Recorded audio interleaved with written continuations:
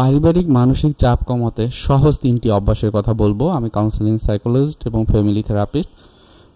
আজকে পুরো ভিডিওটিতে প্রথম থেকে শেষ পর্যন্ত দেখবেন 3টি বিষয়ের কথা বলবো। এটাই পারিবারিক মানসিক চাপ আপনি যদি প্রবাসে থাকেন বা আপনি যদি দেশে থাকেন এগুলো মোকাবেলা করতে পারবেন।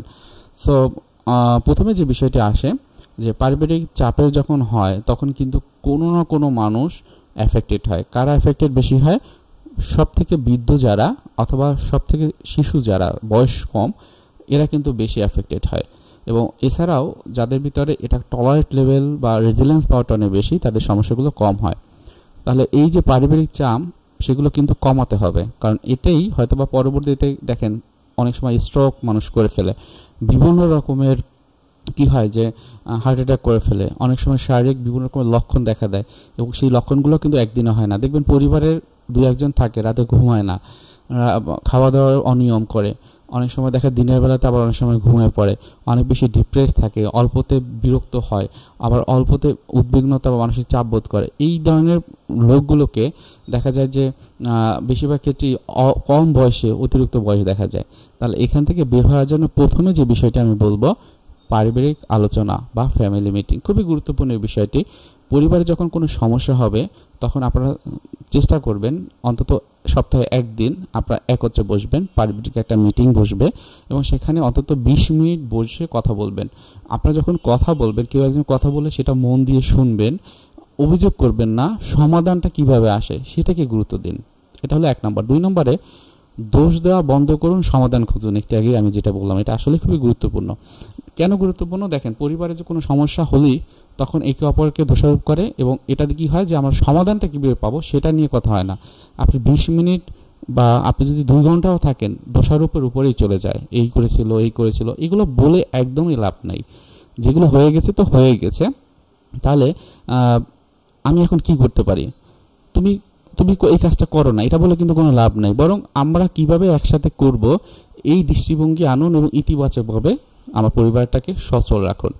3 নম্বরে একে অপরেরকে সময়কে সম্মান দেওয়ার বিষয়টি। অনেক সময় দেখা যায় কি পরিবার পরিমত করে চলছে কিন্তু আমরা কাউকে কোনো রকমের সম্মান বোধের জায়গাটি রাখছি না। সম্মানবোধের ক্ষেত্রে কি হয় যে সে যেখানে থাকে হয়তো বা অনেক মিটিংয়ে সে আসতে পারে না, সম্ভব হয় না, কারণ সে তার পরিবার বা তার কাজের মাধ্যমে ব্যস্ত থাকে। তো ওই সময়টা তারা গুরুত্ব দিচ্ছে, এখন কেন দেবে? এটা হয় কীভাবে একটু বলি। মনে করেন আমার বাবা মা তার হয়তো বা ছোটোবেলাতে ছোটো বাচ্চা নিয়ে তারপরে হচ্ছে সে সংসার তৈরি করলো। তারপর কি হয় আস্তে আস্তে বড় যখন হয় ওই যে ছোটো সন্তানের কিন্তু আবার হাজব্যান্ড ওয়াইফ হয়, বাচ্চা হয়, আবার অনেক সময় বাচ্চা বিয়ে দেয়, তাদের এখানেও কিন্তু অনেক কি হয় যে নাতি হয় আপনারা যেটা বলেন। সো সেক্ষেত্রে কী হয় তার কিন্তু সংসারটা কিন্তু আলাদা হয়ে যায়।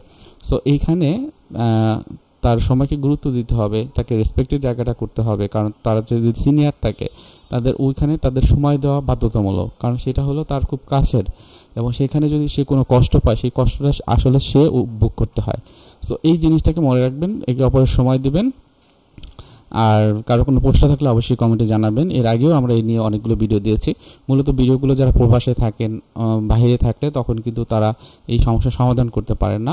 আপনারা সবসময় চেষ্টা করবেন পরিবারের সাথে সবসময় যোগাযোগ রাখতে। আপনি যা কিছুই করেন না কেন, অনেক সময় আমি যখন আপনাদেরকে দেখি কাউন্সেলিং করাই তখন আপনারা বলেন যে বাসাতে কথা বলেই ভয় লাগে। আসলে এই যে ভয়ের জন্য ফোন ধরি না সেটা না, আমরা কথা বলবো, কি ভয়, কতটুকু ভয়, কিভাবে এটা সমাধান করা যায় সেটার দিকে আমাদের যাব।